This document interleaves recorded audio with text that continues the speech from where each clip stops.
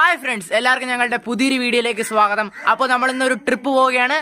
പോകുന്ന സ്ഥലമാണ് മൂന്നാർ. അപ്പോൾ നമുക്ക് നമ്മുടെ ട്രിപ്പ് അങ്ങ് സ്റ്റാർട്ട് ചെയ്താലോ.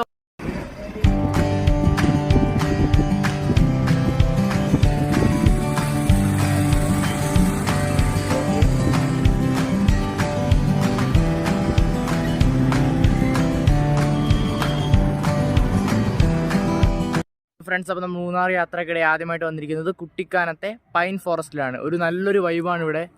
അതായത് നിങ്ങൾക്ക് കാണാൻ പറ്റും, മൊത്തം പൈൻ മരങ്ങളാൽ നിറഞ്ഞ് നല്ല തണുപ്പുള്ളൊരു സ്ഥലമാണ്. അപ്പോൾ ഇതാണ് നമ്മുടെ ആദ്യത്തെ ഡെസ്റ്റിനേഷൻ. അപ്പോൾ നമുക്ക് ഇനി അടുത്ത ഡെസ്റ്റിനേഷനിലേക്ക് പോകാം.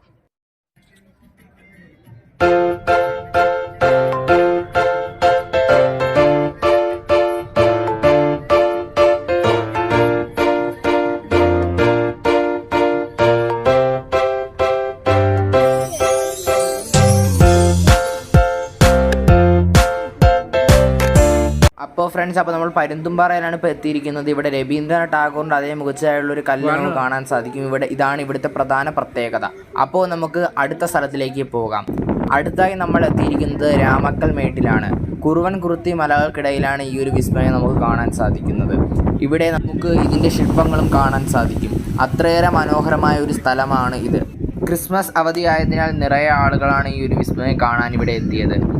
ഇവിടെ ടിക്കറ്റ് വഴിയാണ് പ്രവേശനം സാധ്യമാകുന്നത്.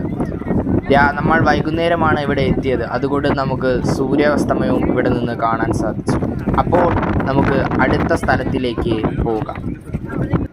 അപ്പോൾ ഫ്രണ്ട്സ്, അപ്പോൾ ഇന്നത്തെ യാത്ര രാത്രിയോട് അടുക്കുന്നത് മൂലം നമ്മളിവിടെ യാത്ര അവസാനിപ്പിക്കുകയാണ്.